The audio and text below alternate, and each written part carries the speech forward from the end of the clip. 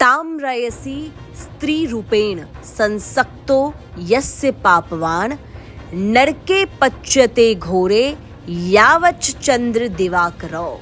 ये संस्कृत का कोई आम श्लोक नहीं है।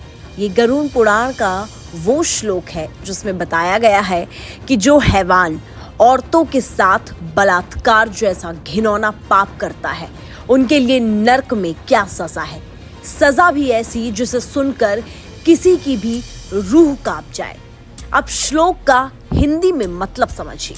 इसका अर्थ है कि उस शख्स का आलिंगन गर्म लोहे की स्त्री की मूर्ति से कराया जाना चाहिए जिससे वह अपना प्राण त्याग दे। उसके शरीर से जब आत्मा निकले तो वह तब तक नरक की यातना सहे जब तक इस संसार में सूर्य और चंद्रमा है। यानी पुराणों में बलात्कार ऐसा घिनौना कृत्य जिसके लिए मौत की सजा भी कम है। फिल्म अपरिचित तो आपने देखी होगी जिसमें गरुड़ पुराण का जिक्र आता है। उसमें हर अपराध के लिए अलग अलग सजा का विधान है।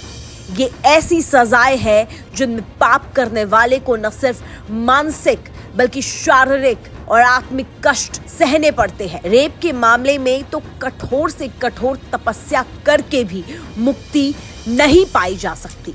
गरुड़ पुराण के मुताबिक जो शख्स दुष्कर्म करता है उसको मौत के बाद भी नरक में बेहद कष्टदायक और कठोर सजाओं से गुजरना पड़ता है।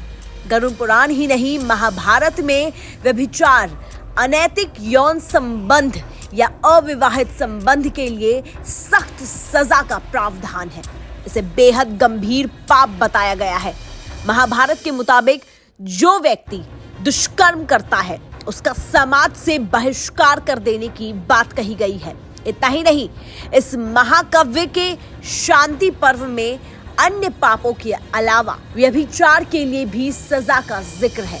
यानी जो भी शख्स व्यभिचार में लिप्त रहता है उसको धार्मिक और सामाजिक नजरिए से भयंकर नतीजों से गुजरना पड़ता है।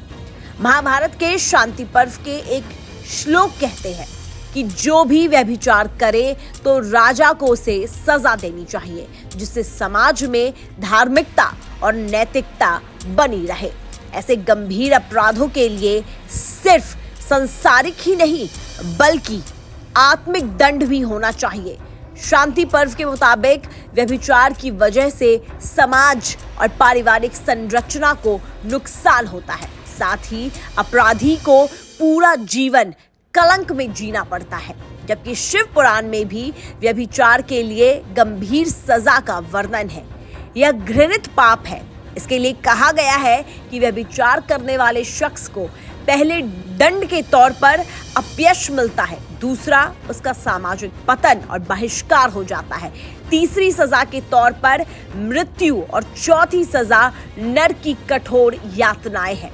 अब जानते हैं कि किन सजाओं का जिक्र पुराणों में है। गरुड़ पुराण के मुताबिक व्यक्ति को खौलते तेल की कढ़ाई में डाल दिया जाता है, उसे जलाया जाता है और उससे आत्मा को भयंकर पीड़ा होती है। व्यभिचारी को नरक में लोहे की गर्म शैया और लिटाया जाता है जिससे आत्मा को खौफनाक पीड़ा और जलन महसूस होती है।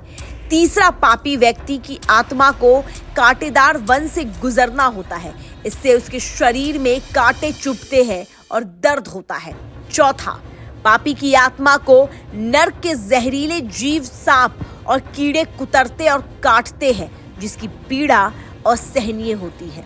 बहरहाल अगर ऐसी सजाएं हर देश में मिलने लगे तो कोई भी इंसान किसी भी लड़की को बुरी तरह से देखने से पहले 10 बार सोचेगा।